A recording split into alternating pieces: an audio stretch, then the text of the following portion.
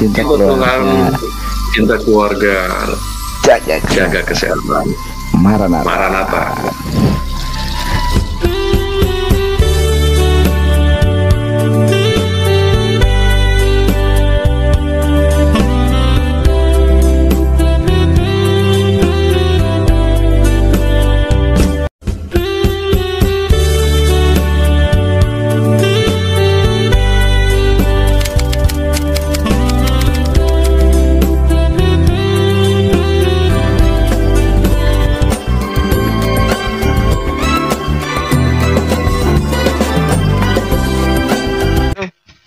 Oke, shalom Shalom. Sobat Alpetra, kita berjumpa kembali di channel Alpetra Ministry yang tentunya akan Shalom, shalom, memberikan shalom. solusi, bukan sekedar deskripsi. Sudah hadir bersama-sama dengan kita seperti biasa, ada Bang Oke. Heri dan juga ada Kang Ode. Sebelum kita mau ngebahas apa sih, Iya. kita persilakan Kang Ode dan juga Bang Heri untuk Bahas menyapa apa sih? seluruh Sobat Alpetra di seluruh dunia. Silakan. Shalom sahabat Alpetra, selamat malam. Apa kabarnya di penjuru dunia, lapisan bumi, atau dalam keadaan senang, suka, duka? Saksikan tayangan Betul, Alpetra Ministry yang selalu memberi manfaat besar untuk kita. betul. Cinta Tuhan, Amin. cinta keluarga, tetap jaga kesehatan. Shalom, haleluya. Haleluya. Oke, Kang Ode menyapa dari tetap Kang Ode dan menjauh di sana, tapi tetap dekat di hati. Sahabat Alpetra, ketemu kembali dengan saya Kang Ode dan Kang Ode bisa menghibur di sini juga. Bang Heri bisa memberikan pengajaran, Kang Alfa juga menjadi berkat. Oke, shalom sahabat Alpetra. Ikuti. Sobat Alpetra Itu aja, Ministry. nggak usah banyak-banyak. Betul sekali ya. Malam ini memang kita mengalami beberapa kendala ya. Hari sebelumnya ini kita ada beberapa kendala ya, tapi tidak menjadi soal karena ada roh yang besar dalam diri kita. Kita mau bahas tentang okultisme. Amin. Dan secara sederhana, okultisme itu segala sesuatu praktik ya yang ada kaitannya dengan supranatural, dengan setan gitu ya. Ada kaitannya dengan hal-hal mistis, hal-hal gaib, dan juga banyak sekali ya yang bisa kita bahas gitu.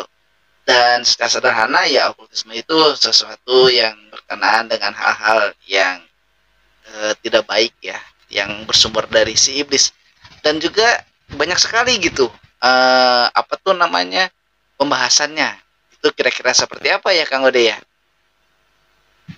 Ah iya nih, ngomong-ngomong okultisme nih. Waduh, ini kayaknya seru juga nih Kang Alfa nih.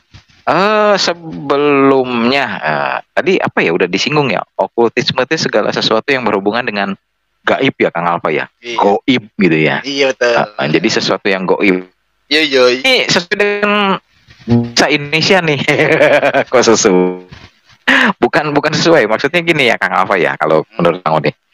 Ya. Indonesia ini kalau yang namanya hubungan mistis pasti kental banget gitu ya nggak? Iya. Mistis itu kental banget. Tapi kita harus perlu ketahui kalau dalam kekristenan sendiri gitu, mistis itu harus dibagi kayaknya ya.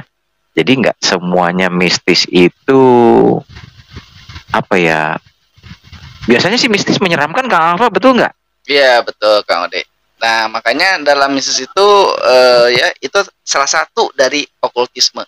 Nah sebelum lebih jauh lagi Kang Ode, kan banyak jenis-jenis dalam okultisme itu banyak jenisnya gitu ya. Ada ramalan, ada nubuatan ya, dan wah ada spiritualisme ya, kepercayaan ke dunia roh gitu. Terus jimat-jimat tentang ritual-ritual apa, ada ilmu kebal, ilmu pelet. Nah itu jenis-jenisnya. Nah tapi sebelum ke sana kita mau dengerin dulu penjelasan dari Bang Heri tentang apa sih okultisme itu. Silakan Bang Heri. Kang Alfa, Kang Ode, dan sahabat Alpetra, kita orang Indonesia, kita orang Timur Asia, Ya. tidak pernah lepas dari hal yang misteri, tersembunyi. Kata okultisme itu sesuatu yang bersifat rahasia, misterial, tersembunyi, ya, hidden, sehingga yang tidak didapatkan justru dicari-cari, yang rahasia justru ingin diungkapkan. Nah, itulah orang Indonesia ya, atau orang Timur, beda dengan orang Barat ya, yang tidak merasa penting dan perlu, tapi nyatanya kalau kita lihat ada saja ya di film box office ya, atau di movie ada gender horor gitu. Menegangkan dan menakutkan. Nah, tadi ditanya Kang Alpa tuh, apa itu okultisme ya? Tadi saya sudah menyebutkan berdasarkan definisinya, arti atau makna ya dari kata okultis ya, yang berarti rahasia ya, secret, dan juga tersembunyi atau hidden, dan merupakan makna-makna yang akhirnya menjadi misteri ya, karena tersembunyi akhirnya misteri, karena tidak bisa terungkapkan akhirnya horor. Lalu secara emosional manusia kepikiran terus dan kebawa mimpi, lalu ada takut dan lain sebagainya. Semua lah ya, ada dampaknya ya, bahkan bisa jadi gila kalau memikirkan hal yang misteri terus. Iya betul. Depresi Bang, ketakutan terus Bang jadinya Bang. Iya. Nah, itu jadi momen buat iblis, karena manusia sudah terpaut dan terpaku dengan hal yang misteri, tersembunyi ya, apalagi cerita-cerita leluhur, legenda. Iblis senang. Ini momentum, kesempatan untuk dibodoh-bodohin. Nah, itu kan karena iblis, kata Alkitab, bapa segala pendusta ya, pembohong, pendakwa, melihat manusia lemah dengan apa yang dipikirkan, dirasakan terkait dengan yang gaib ya, atau sihir, akhirnya bagi iblis dibuat jadi-jadian ya, entah itu manusianya yang aneh ya, yang kaki 3, kaki 5, akhirnya dijadikan dewa. Itu sesuatu yang rahasia. Kaki 5 pinggir jalan Bang. Atau tanaman pohon besar ya, yang besar di Baban ya, akhirnya dijadikan kultus ya, atau yang rahasia ya, entah itu rumah dewa kah, entah itu mengandung goib kah ya, misterial lah ya. Akhirnya kesempatan buat iblis. Ini akhirnya apa, dibuat sesajen, dibuat ada persembahan ya, seperti itu. Kadang-kadang itu kencing kambing, kencing babi ya, atau kencing sapi juga di situ ya. Udah all in lah ya, seperti itu. Tambah lagi makanan buat binatang-binatang yang suka daun-daunan ya, atau buah-buahan yang sudah dipersembahkan. Nah, kadang-kadang manusia kalau lapar juga dimakan juga itu persembahannya. Lalu efeknya apa? Nanti dibilang kesambet lah. Nanti dibilang padahal nggak sehat ya. Di luar sadarnya lah ya, seperti itu. Masukan seperti itu. Itu meluas ke sana, Kang Ode ya, Kang Alpa, dari definisi okultisme itu. Iya. Ini kayaknya mau nanya nih saya nih. Silakan. Ini dari penjelasan, maaf nih sebelumnya nih, nanti abang minta saya minta dijelaskan sama abang. Jadi gini, tadi kan abang singgung okultisme itu karena sesuatu yang misteri, terus kita mencari itu ada sesembahan. Tapi di sini juga ada kita juga kan menyembah yang goib nih Bang. Kita juga kan percayain yang goib nih. Ini gimana nih jadinya nih? Jadi kata Bang tadi, kalau misalkan kita percaya sama batu misalkan misal ya, kita percaya sama batu itu punya kuasa, itu kan berarti kan goib, sesuatu yang misteri. Misalkan ini kita ambil contoh ya, misalkan saya datang melihat suatu batu besar gitu, terus batu mempunyai kekuatan, saya mempercayai ini benar ini. Nah, kenapa benar? Karena si batu besar itu melindungi saya. Ceritanya melindungi saya saya teduh di bawahnya, melindungi ketika hujan apa, dia memberikan perlindungan. Terus saya berpikir, ternyata melindungi saya karena saya dilindungi sama batu besar ini, maka saya berikanlah ucapan terima kasih berupa Bang. Ini kan maksudnya baik nih Bang. Maksudnya baik Bang. Karena kan saya mempercayai ketika sesuatu yang saya berkat, saya wajib mengucap syukur itu kan. Nah, kita mengucap syukur itu kan tujuan. Jadi bilang itu nggak betul nih Bang. Gimana tuh Bang? Ya, Alkitab melaporkan ada dua kuasa yang tidak kelihatan di sana ya, kuasa Allah sendiri dan kuasa iblis ya, atau kuasa setan. Nah, kalau okultisme kan bicaranya yang tidak kelihatan dalam kelompok iblis atau setan ya, seperti itu, menyerupai seperti malaikat dan sebagainya. Nah, iblis seperti posting atau podcast kita sebelumnya ya, ada tayangan-tayangan yang saya mengatakan bahwa iblis juga dulunya baik, tapi karena ingin menyamai Allah di singgasananya, akhirnya Tuhan usir. Dan Alkitab menyebut iblis tidak bisa diampuni ya, karena bukan manusia yang spesial seperti kita. Kita berdosa, kita diampuni, ditebus ya. Yang penting kalau kita mau mengaku kita menerima Kristus sehingga kita mendapatkan rumah Tuhan ya, atau menjadi warga kerajaan Allah. Nah, Tuhan kasih manusia akal budi, akal sehat ya. Karena diberikan tanggung jawab oleh Tuhan, Tuhan menginginkan kita mengikut Dia yang secara fisik tidak kelihatan ya, tetapi terbukti, terasakan oleh manusia lewat alam semesta ya, lewat kedatangannya ke dunia ini, yaitu mengutus putra yang tunggal Tuhan Yesus ya. Segalanya diberikan oleh Dia sehingga iblis pun tunduk oleh Yesus, karena Yesus tidak hanya mati tapi bangkit. Nah, jadi kalau Kang Ode katakan bahwa kita menyembah Allah yang tidak kelihatan, betul ya. Tetapi Allah pernah datang ke dunia, yaitu Allah mengutus putranya. Kan Yesus Allah ya. Oh iya. Dia berkuasa dan tidak berdosa. Dalam Kristen ada 3 pribadi, tapi itu adalah satu yang disebut Tritunggal ya. Allah itu pernah menjadi sama dengan manusia. Kelihatan nggak Kang Ode? Kelihatan. Nampak. Bahkan Yesus pernah bilang ke murid-muridnya, berbahagialah engkau yang tidak melihat namun percaya ya. Nah, Roh Kuduslah yang diutus oleh Tuhan Yesus yang memberikan iman kita meyakini bahwa Allah itu ada ya. Allah itu bukan ghosting, bukan omong kosong, atau bukan hoax. Allah itu sekedar kedipan atau candu agama, bukan.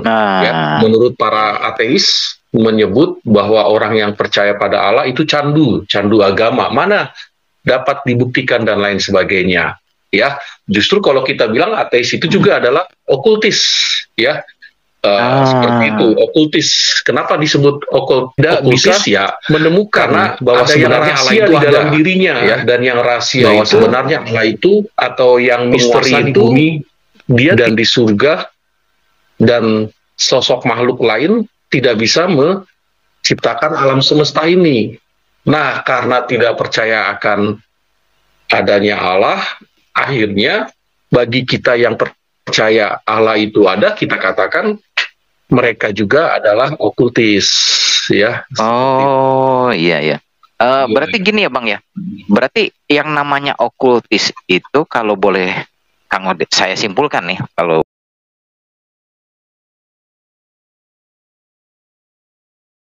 kepercayaan kita anggap sebagai sesuatu kepercayaan di luar iman kekristenan gitu ya Bang ya. Iya, betul sekali ya. Di luar Yesus, mereka berdampak okultis, ya. Karena Paulus menyatakan 1 Korintus 15 ayat 57, syukur kepada Allah yang memberi kemenangan. Lalu Yohanes 1 ayat 12, apabila kita menerima, kita diberi kuasa. Jadi di luar Yesus ada di dalam pengaruh okultis, ya. Karena okultis itu kan sifatnya tadi kan misteri, rahasia, ya. Lalu selain misteri, rahasia, menyangkut juga hal yang gaib yang tidak pernah menemukan ya jawaban yang sesungguhnya. Nah, kalau orang Kristen saya kira jawabannya ada di Alkitab ya, karena Sang Firman itu Yesus sendiri ya, kan gitu ya, Kang Ode ya, seperti itu. Oh iya. Puji Tuhan, saudara, dan kita tetap mengingat ya prioritas di dalam kehidupan kita. Cinta Tuhan, cinta keluarga, jaga kesehatan. Jadi kalau okultisme itu kan di luar kepercayaan terhadap Kristus. Nah, sekarang gini Bang, kayaknya mungkin nggak Bang ada yang seperti itu Bang. Misalkan ya ada praktek-praktek lain lah di gereja gitu, yang mengarahnya ke sana. Ada nggak Bang? Atau mungkin nggak Bang? Ada saja. Karena dia mungkin pernah jadi dukun sebelumnya, mentalnya terbawa ya entah ucapan-ucapan yang tidak kita ngerti ya, seperti itu. Mungkin masuk dalam doa ya, atau yang kedua dia punya masa lalu sering kerasukan ya, atau kesantet tapi tidak tuntas. Tidak tuntas itu kan karena dia tidak menyerahkan hidupnya sepenuhnya kepada Tuhan. Padahal Alkitab bilang ya, dengan kita menyerahkan hidup kita kepada Tuhan sepenuhnya, mengundang Yesus masuk, roh itu kan lebih besar ya dari roh apapun. Nah, tapi karena dia mungkin setengah-setengah, masih melakukan praktek perdukunan, masih ada jimat yang disimpan, masih ada benda-benda yang dianggap memberikan pengaruh ya. Jadi di samping dia terima Yesus, tapi dia terima juga tuh setan, kan gitu kan nggak bisa. Ya kata Alkitab nggak mungkin terang menyatu dengan gelap atau sebaliknya ya, gelap dengan terang, kecuali dia belum mengundang Yesus masuk ke dalam hatinya atau mengalami perjumpaan dengan Yesus. Nah, itu setan dulu dalam hatinya tuh Kang Ode ya, seperti itu pikirannya. Ya kalau memang dia yakin ada istilah Yesus, ilmu hitam dan ilmu putih. Bagi mereka yang mengklaim dirinya putih sebagai lambang suci, putih sebagai lambang jauh dari black magic dan lain sebagainya, tapi kalau belum ada Yesus kan tetap dia okultis ya. Iyalah, ini juga kan kayak gini ya, kan di Alkitab juga dibilang ya, ada seseorang yang sudah terima Tuhan Yesus lalu dia mengosongkan gitu. Ketika hati kita kosong kan yang masuk roh-roh lain lagi kan, roh itu kembali lagi katanya ke dalam diri orang itu. Nah itu jadi nggak ada hitam nggak ada putih. Itu ayat terkenal kok ya, seperti itu. Setannya keluar dia manggil orang lain ya. Iya. Seru nih. Berarti ternyata di gereja itu mungkin masih ada praktek okultisme atau yang mengarah ke sana gitu. Ya. Bang, saya mau nanya lagi nih Bang. Nih, Kang Ode punya ini nih. Punya ini nih. Bang pernah nonton film di luar negeri kan? Dalam nama Yesus. Terus ini bisa mengusir hantu, itu masuk okultisme nggak Bang? Iya, okultisme ya. Di film itu kan okultisme juga Bang? Iya, di film itu kan digambarkan oleh box office atau Hollywood seolah-olah setan itu tetap berkuasa atas salib.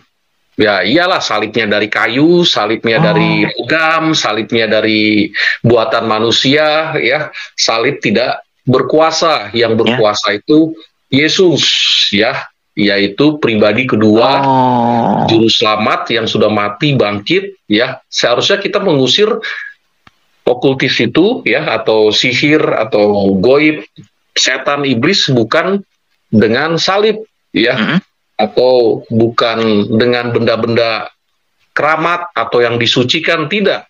Sementara Alkitab mengatakan apabila kita sudah mengalami perjumpaan dengan Yesus, lahir baru, roh yang ada dalammu lebih besar ya, usirlah ya, tunduklah kepada Allah dan usirlah iblis itu. Kan begitu kan? Dalam 1 Petrus pasal yang kelima, tunduklah pada Allah, setialah dan usirlah. Gitu, gunakan perlengkapan senjata Allah, nama-nama Allah dalam Efesus pasal yang 6 itu ya. Jadi bukan mengusir dengan benda-benda logam, entah itu berupa salib, entah itu berupa nama-nama Allah ya. Seperti itu. Kalau tidak ada permohonan, kita berdoa kepada Tuhan Yesus. Lalu kalau yang mengusirnya belum bertobat atau belum pernah berjumpa dan mengundang Yesus masuk dalam hatinya,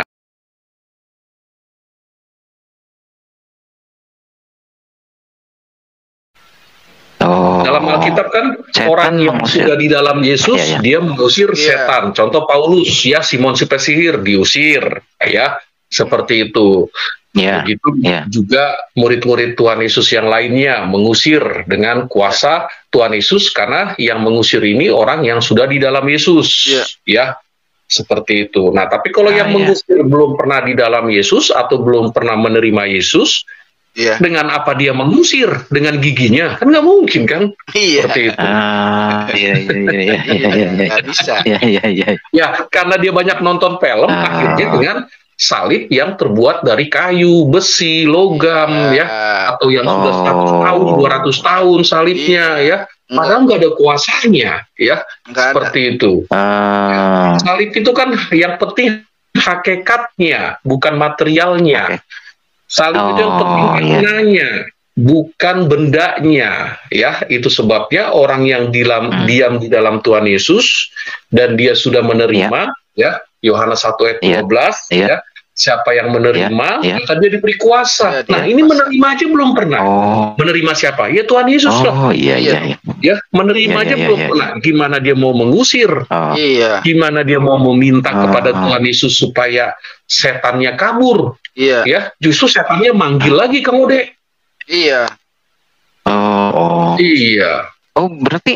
Berarti kita jangan maksudnya gini ya, Bang. Di rumah saya pasang salib 10 biji nih tiap lubang tiap lubang pintu tak pasangin salib biar setan nggak masuk. Berarti itu salah ya, Bang ya?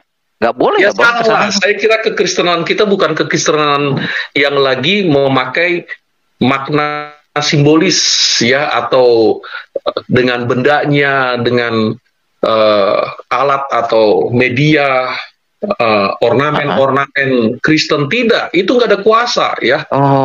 Lebih baik di rumah nggak ada salib, tapi kita sudah pernah terima Tuhan Yesus dan kita setia kepada Tuhan Yesus, maka Yesus yang tinggal di hati kita tidak mungkin memberikan kita dapat dipengaruhi sampai kesetanan. Sampai kesetanan. Iya, sampai harus diusir-usir begitu kesurupan, tidak ya, karena ketika setan mau masuk ada sesuatu yang besar di dalam diri yang besar. Sahabat Petra. Yang besar itu adalah Yesus, pribadi yang kedua itu, yang berkuasa di bumi dan di surga, yang oleh Bapaknya sebagai yang sulung, sebagai yang diberikan kuasa atas maut dan juga atas kehidupan di bumi ini. Cetek, kecil, ya, nggak bisa buat apa-apa. Tapi pernah nggak dia terima Yesus, kita yang mau atau menerima dia supaya kita bisa mengusir setan? Ini terima aja nggak pernah, sok-sokan mau ngusir, Anda nanti kesetanan. Berarti jadi ini berarti kita sebagai pengikut Kristus itu kata dari penjelasan Abang, yang saya terima nih, kita sebagai pengikut Kristus itu sebetulnya bisa ngusir setan nih, Bang ya.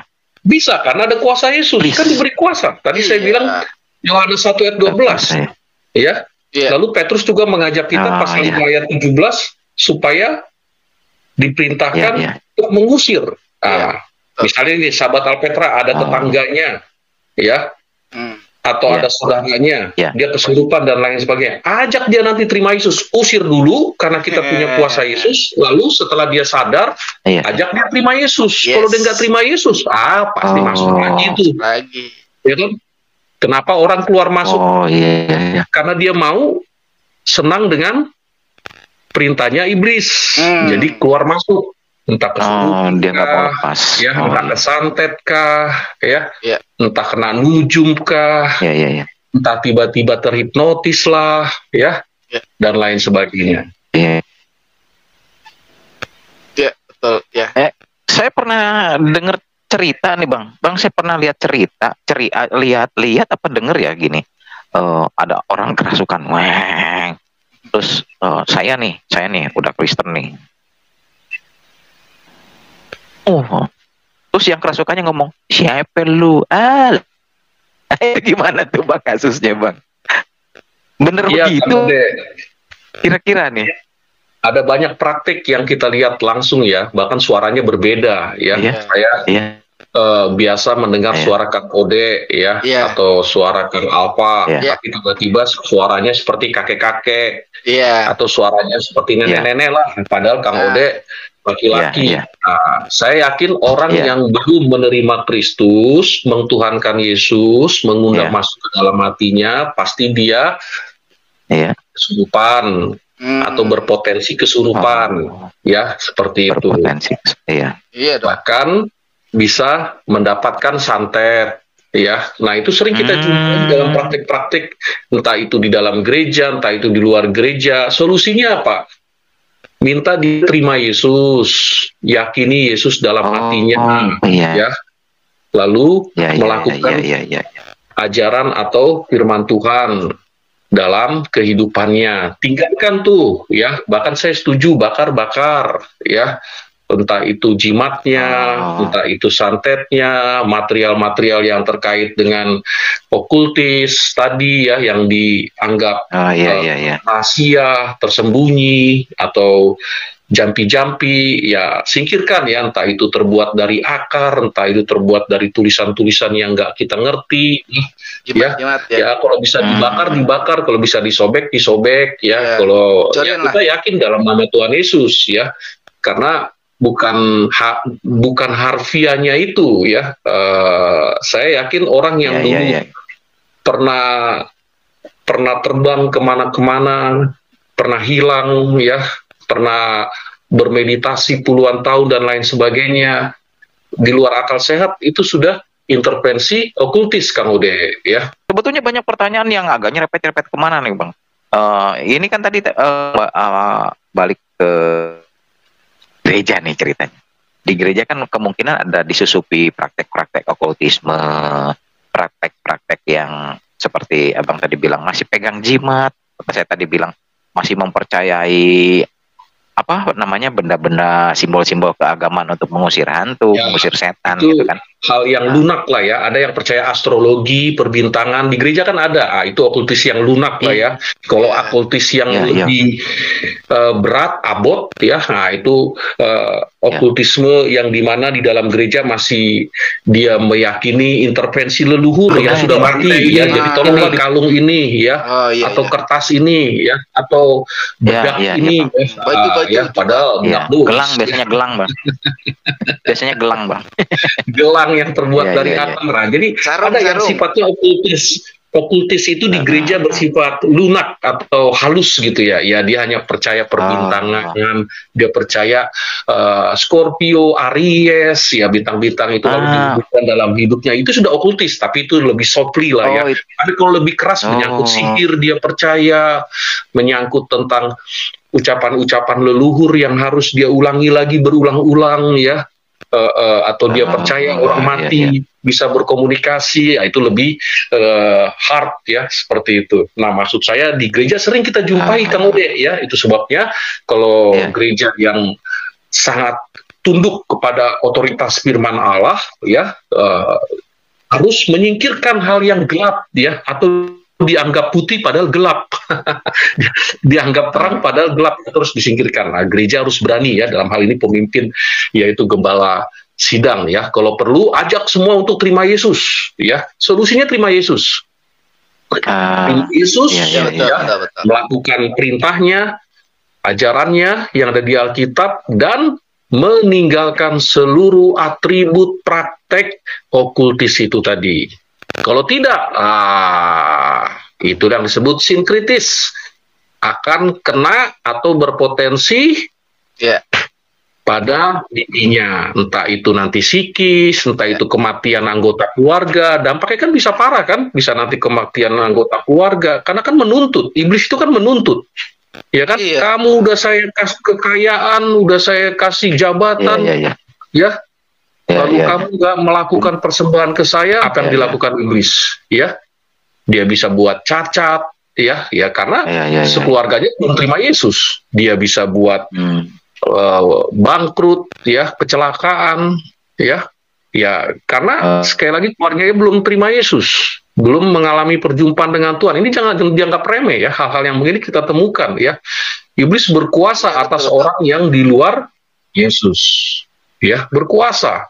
Ya, karena dia tidak lagi mempersembahkan kepada iblis, akhirnya korbannya siapa? Istrinya, anaknya, ya, atau siapapun yang menjadi korban. Nah, itu sebabnya solusinya adalah tuntaskan, yaitu mengundang Yesus berkuasa menjadi Raja, menjadi Tuhan dan Juru Selamat satu-satunya.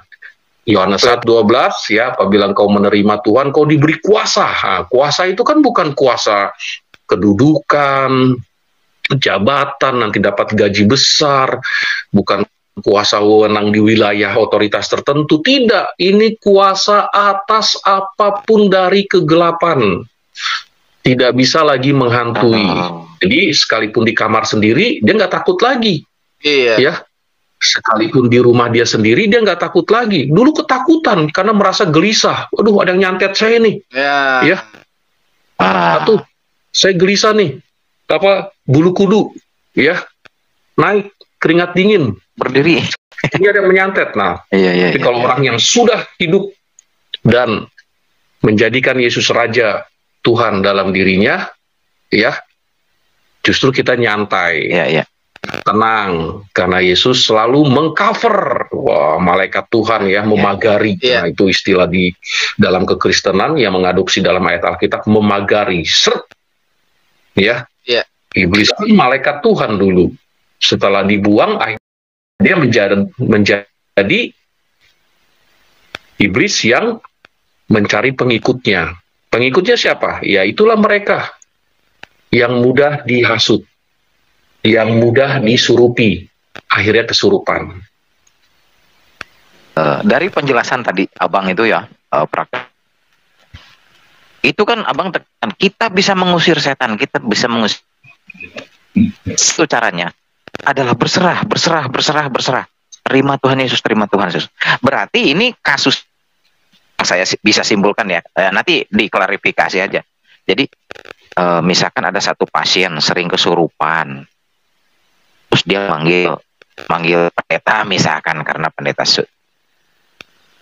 ini diminta untuk menengking orang yang sedang dari cerita yang setelah kita muter-muter, berarti si pendetanya sendiri, misalkan si orang, ya pendeta lah, saya ambil bilang pendeta lah, si pendeta ini tidak bisa mengusir hantu yang ada di dalam.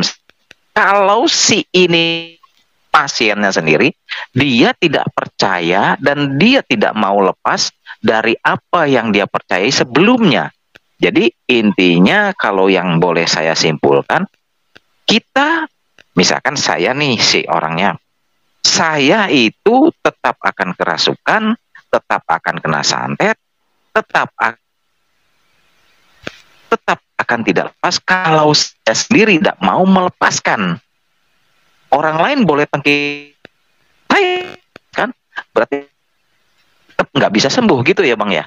Ya, betul. Saya kira gitu. Termasuk pendeta yang dia mengusir, pendeta pun bisa terimbas. Ya, karena pendetanya mungkin belum pernah mengalami perjumpaan dengan Yesus. Dalam praktek-praktek okultisme yang sering kita lihat, Iblis atau setan yang ada di dalam diri orang itu, yang dimana pendeta berupaya ingin mengusir, justru iblisnya mengatakan, siapa kamu? Saya kenal kamu. Ya, kau justru orang yang suka cheating. Nah, cheating. Setannya secara transparan atau secara spontan bisa bicara begitu. Ya. Apalagi setannya ngomongnya bukan seperti suara yang korban. Nah, tapi bayangkan kalau dia yang mengusir sudah di dalam Yesus, Kang Ode, ya, dia akan usir dan itu pasti akan keluar, ya, karena disebut dengan peperangan rohani. Usir, peperangan rohani, ya, sehingga keluar di dalam nama Yesus, ya, bukan nyanyian atau pujian yang mengusir, tapi nama Yesus, ya, bukan suaranya keras, hentakannya keras, atau tadi bahkan saya sebut benda-benda simbolik keagamaan, bukan seperti salib, bukan, ya, tapi nama Yesus, karena nama Yesus berkuasa, nama di atas segala nama, ya.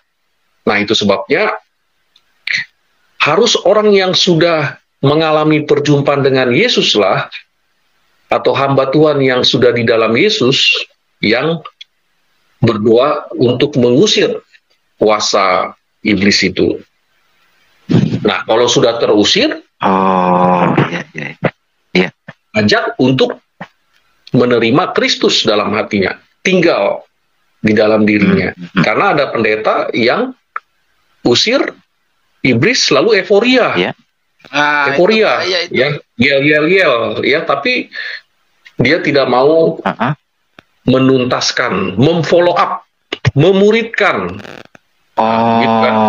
Kayak orang di Efesus kan, pasal 5 ayat 8, dahulu kamu seperti ini. Efesus 2 ayat 1 dan 2, dahulu kamu mencintai roh-roh di angkasa. Nah, tapi sekarang kamu sudah statusnya anak Allah. Nah, Paulus tuntas kan? Mereka yang dulu hidup dalam iblis, mereka yang dulu kesurupan, mereka yang dulu tukang santet, mereka yang tenung, ya, sihir dan lain sebagainya. Paulus mentuntaskan itu sampai mereka terima Yesus dan di follow up, bertumbuh. Nah, makanya ketika Paulus mengirim surat kepada Paulus, ayat 1 sampai 2, mereka disapa statusnya sebagai anak Allah. Nah, Allah mencintai orang yang atau manusia berdosa, termasuk manusia itu ada di dalam kegelapan, di dalam tawanan iblis. Allah mencintai, itu sebabnya Allah ingin mereka itu kembali kepada sang kaliknya, sang penebusnya, yaitu Yesus Kristus. Makanya iblis lagi kerja keras detik ini, ya, dengan cara apapun, namanya juga pendakwah. Bang. Dengan deadline yang ngejar target, Bang. Iya. Dengan cara yang misteri, yang rahasia, ya, iblis suka begitu. Apalagi manusia suka yang rahasia-rahasia, suka yang misteri-misteri, suka yang menyangkut tentang kegelapan, ya, perdukunan, rahasia, ya, sehingga mereka tentu mencoba mencari orang pintar. Wah, pintar nih, padahal bodoh, ya. Bodoh, ya. Jadi yang pintar itu ada gelarnya ya, Bang, ya, harusnya, Bang, ya, doktor atau profesor, itu baru pintar ya, Bang, ya. Ya, masalahnya profesor dan doktor juga banyak yang percaya okultis, ya, hal-hal yang rahasia, iya, betul, yang gelap, ya, bahkan pergi ke gunung A, gunung B, gunung C, ya, iya, saking seringnya ke gunung Sahari juga, itu, Bang. Iya, Sahari. Ngapain? Gunung Sindur, Bang, mandi air panas. Ke Gunung Sahari, nyari buah lontar. Orang kan suka lah yang magis-magis, ya, Kang Ode, Kang apa, ya, suka magis. Iya, kan tadi di awal saya bilang Indonesia atau negara yang ada di timur belahan dunia itu suka hal yang bersifat magis, ya, bukan yang rasio, yang kritis, analis seperti yang dialami, dipikirkan di Eropa Barat. Nah, tapi kalau kita ini kan suka yang petapa-petapa, masuk goa, gelap gulita, ya, ada ada kelelawar lewat, wih, ada suara roh, padahal kelelawar lewat. Iya. Oh. Nah, akhirnya dia merasa dapat wahyu, intuisi kan, lalu dia bagikan ke orang. Ketipu dia orang. Nah, itu tuh setan suka begitu, ya kan? Karena dia menipu, iblis itu raja penipu itu. Oh iya. Oh iya, ngomong-ngomong ini, tadi saya terbersit nih, abang bilang goa, ada orang masuk ke goa nih. Ini Kang Alfa kan dulu pernah di daerah, Kang Alfa pernah tinggal di suatu daerah. Nah, di situ ada goa doa. Ini goa doa. Itu buat cari wangsit juga bukan itu? Ya bukan lah, itu kan untuk berdoa. Lagi pula tempatnya bukan goa tersendiri gitu. Itu kan sebetulnya bukan goa sih, bilik-bilik kecil aja. Terus rempet-rempet kan. Jadi ya kalau yang bukan goa beneran gitu, enggak lah. Bukan goa beneran masuk gitu.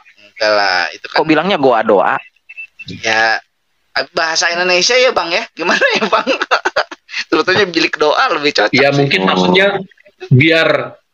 maksudnya biar kusyuk, saya kira nggak salah ya, biar tenang. Iya. Betul. Nah, tapi bagi orang yang berdoa di goa-goa, ya seperti yang tadi Kang Ode bilang, ya kalau dia percaya sinkritis, ya percaya yang goib-goib, ya atau yang gelap-gelap, atau tadi saya sebut okultis seperti itu, dia gabung deh tuh. Selain baca Alkitab, dia percaya Tuhan Yesus, dia percaya juga yang goib-goib. Itu kesempatan juga buat iblis, buat setan. Iblis dan setan kan senang ya digabung-gabung begitu.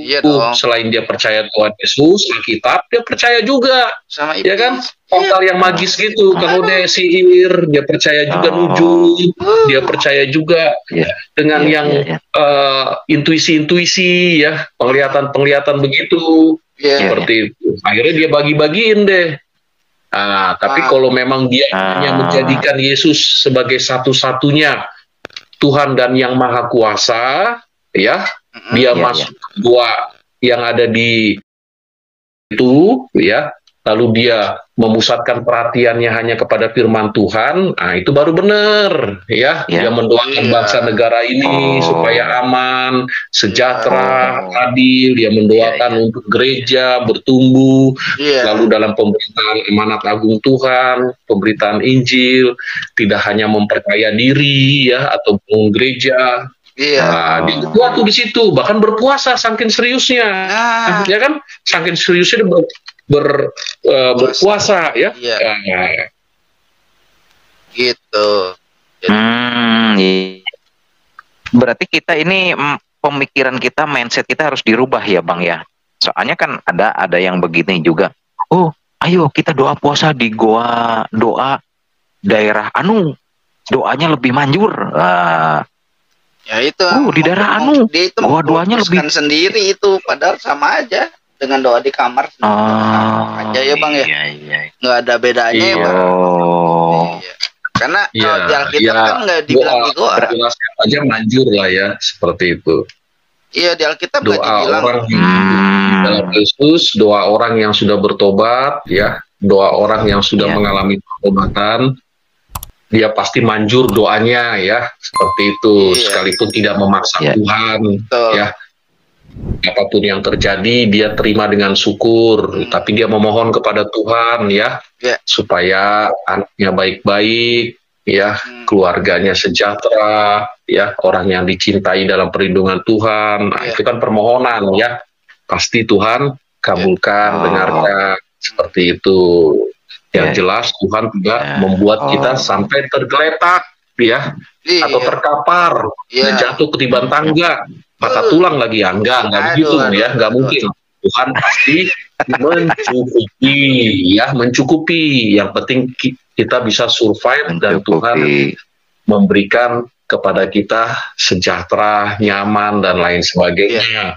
Jangan nanti ketika ada masalah ya, larinya ke dukun ya, dukun ngebohongin, minta duit lagi ya. Udah gitu belum lagi masalah okultis lagi ya. Tiba-tiba nanti kita merasa dihantui ya, dihantui utang, dihantui suara-suara goib, ya itu karena perdukunan. Padahal Allah bilang jangan ada padamu Allah lain, ya, jangan ada padamu goib-goib, ya. Kepada Israel dan kepada kita juga yang hidup dalam zaman sekarang. Iya. Iya. Jadi Kang Odi makin jelas, kemarin makin sama mantap. saya tuh bilangnya, aduh kita tuh takut nih lagi dikejar-kejar hutang.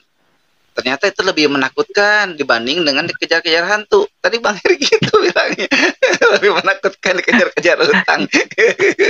Itu Bang, kalau misalnya ada doa-doa gitu kan, pendeta suka, ya aduh bukan pendeta lah, siapa gitu bilang, doanya ini, doanya gitu, doanya ini, kata-katanya ini. Itu kayak mantra-mantra Bang jadinya. Nah itu gimana Bang? Itu okultisme juga nggak? Iya. Betul, ya memang ada yang Bang, saya pendeta ya menuntun untuk berdoa. Iya, silakan. Sekalian pertanyaan apa tadi sekalian dijelasin ya Bang ya. Dulu saya pernah punya teman katanya baca doa Bapa Kami 1000 kali dijamin katanya. Itu gimana tuh Bang? Okultisme juga nggak Bang? Ya Bang. Ya itu keliru ya. Mau berapa kali, 1000 kali, ya jutaan kali, kalau dia nggak terima Yesus ya, tetap aja dia bisa kesantet, kena nujum ya, atau kesetanan dan lain sebagainya ya. Memang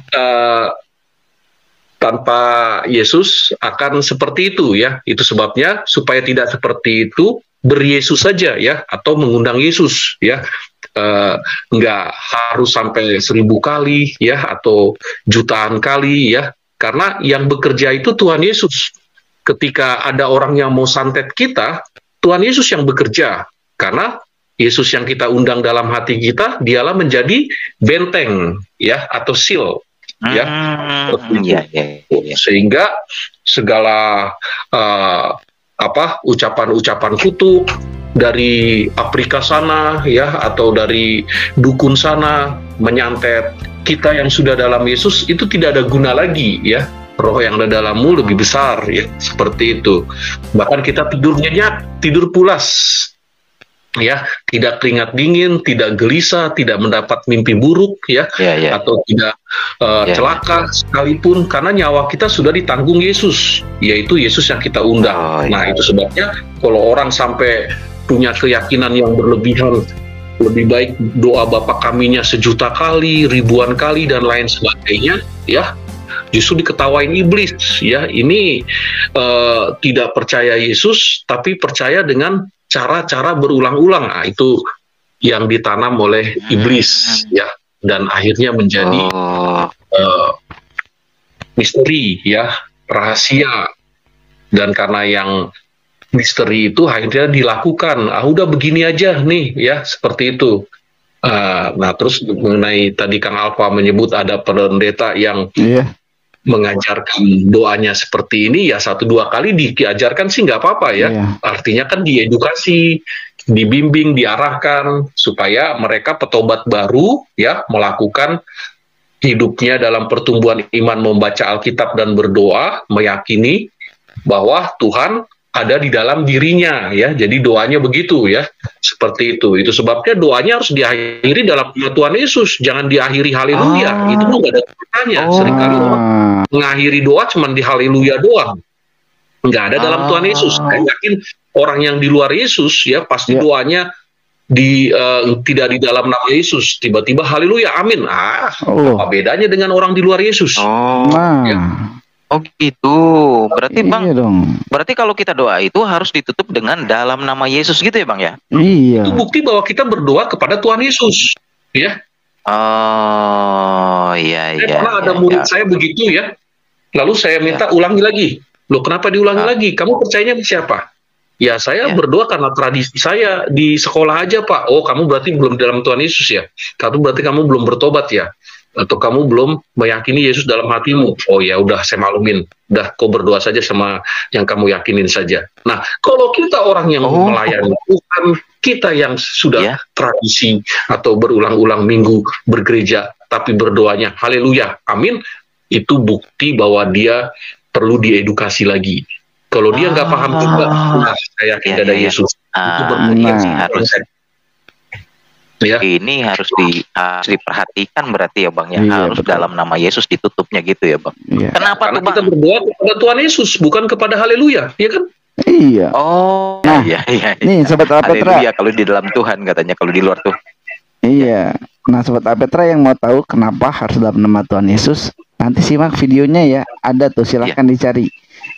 Bang Heri pernah mengajarkan bahwa berdoa itu ada ya? Ada di Alpetra Ministry dong. Alpetra itu ada materi kita di podcast itu. Iya, Alpetra Ministry itu kan bukan sekedar deskripsi dong. Terus kalau memang dia mau doanya dalam nama goib ya silakan aja ya. Oh, bisa. Tapi dikabul sama yang ya. Kita murid Yesus, kita tebusan dari Tuhan Yesus, nah, kita berdoanya kepada Tuhan Yesus. Iya. Berarti kan kalau bisa lebih lengkap lagi ya. Haleluya, amin. Nah ya. Seperti itu. Betul sekali. Iya. Bingung nanti suratnya nyasar kemana gitu ya Bang ya. Doanya kemana nih? Iya dong. Oke, sahabat Alpetra. Iya. Pasti Kang Ode, Sobat Alpetra dan juga saya banyak yang masih mau ditanyain ya. Juga pasti semua Sobat Alpetra yang nonton ini silakan berkomentar ya, tulis pertanyaan-pertanyaannya ya. Kalau sekiranya bisa kita jawab, akan kita jawab. Dan juga Bang Heri tahan dulu Bang, jangan dikasih tahu semua dulu pada hari ini Bang. Masih banyak pertanyaan-pertanyaan yang belum terjawab ya. Seperti misalnya bagaimana kita menghadapi atau menangkal okultisme itu. Gimana dengan pendeta yang terlibat dengan okultisme? Lalu apa kaitannya dengan satanisme? Karena ujung-ujungnya ke situ ya. Terus tadi yang udah sempat singgung sedikit, banyak jemaat cari pertolongan ke pendeta yang lebih karismatis misalnya ya gitu, daripada yang doanya nyaman-nyaman doang. Banyaklah yang masih kita mau bicarakan. Tapi sayangnya waktu juga yang memisahkan kita nih, karena sudah 1 jam. Tunggu bagian selanjutnya. Dan yang selanjutnya lagi, nanti secara terperinci Bang Heri akan menjelaskan kepada kita apa itu nubuatan. Boleh nggak meramal? Apa sih yang ini, apa sih yang itu, yang semua berkaitan dengan okultisme. Ya, catat aja tanggal mainnya. Baik, Bang, di mantap, seru. Kesempatan kali ini Bang, mungkin walaupun ganjel ya buat penonton, silakan untuk closing statement dan nanti juga oleh Kang Ode akan ditutup. Silakan Bang Heri.